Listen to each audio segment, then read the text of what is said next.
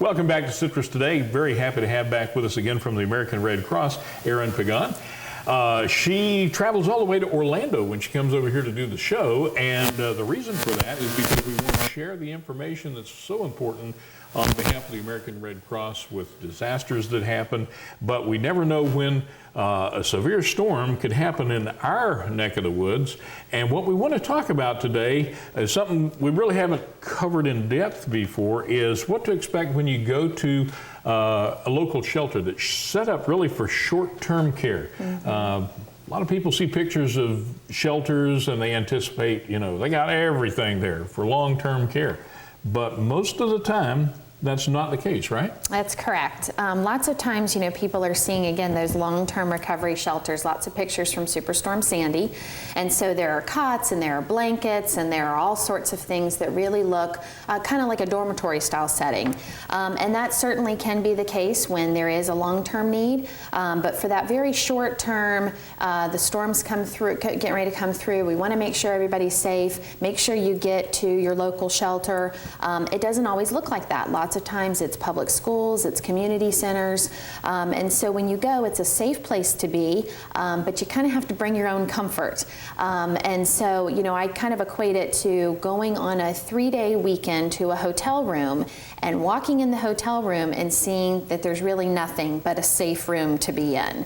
And so we really make sure that everybody knows there's a checklist available, preparing to go to a shelter checklist.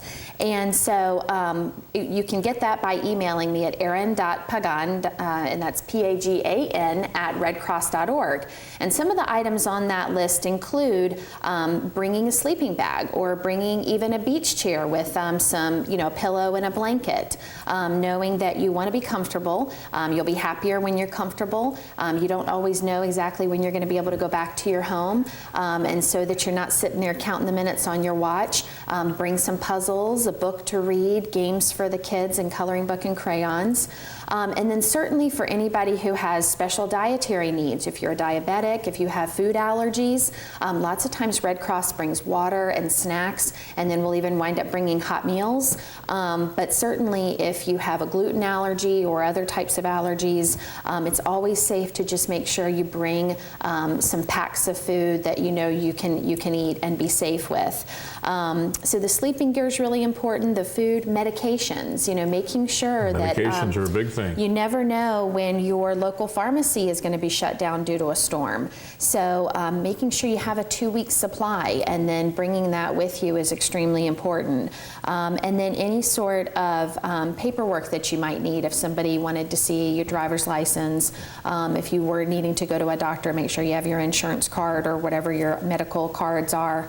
And a little bit of personal hygiene items. To have your own toothbrush and toothpaste is really nice.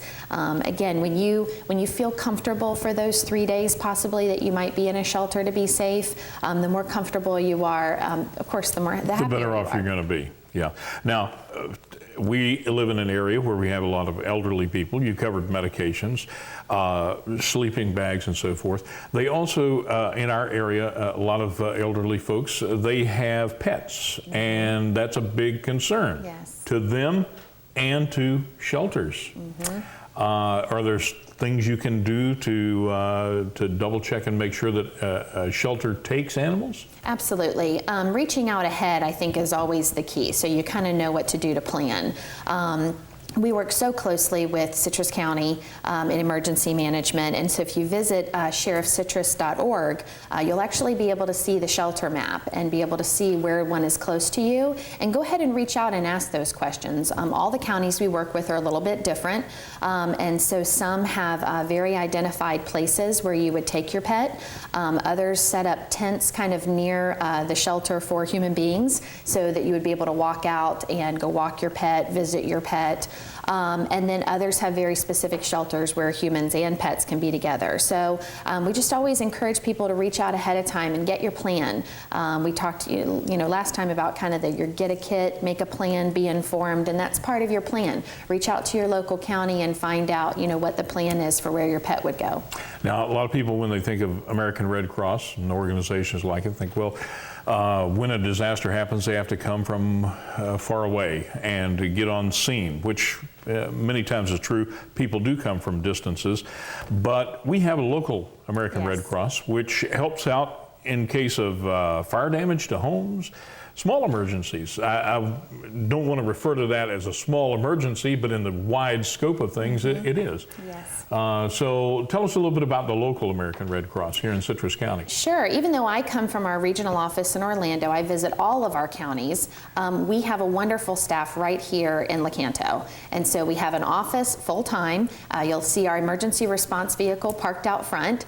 And so basically we have folks here who help work with all of our volunteers here in Citrus County, and so they're responding to local incidences daily, and then they're there as a resource. So you can stop by the office, and we'll give the address here on the show, and we also have a local phone number, and so making sure that people know that we have a wonderful presence here in the county, and we are absolutely local. We are not driving from other distances in order to be here to help when people need it. And one of the important things that folks in the audience can do, number one, volunteer, but also a financial donation is always welcome from the American Red Cross. Absolutely. I think because when we were originally founded, it was set up that the President of the United States would be like an honorary chair, and there's just been a little bit of confusion that somehow we are affiliated with the government. And actually, it's one of our founding principles of neutrality, that we have no affiliation with any political party.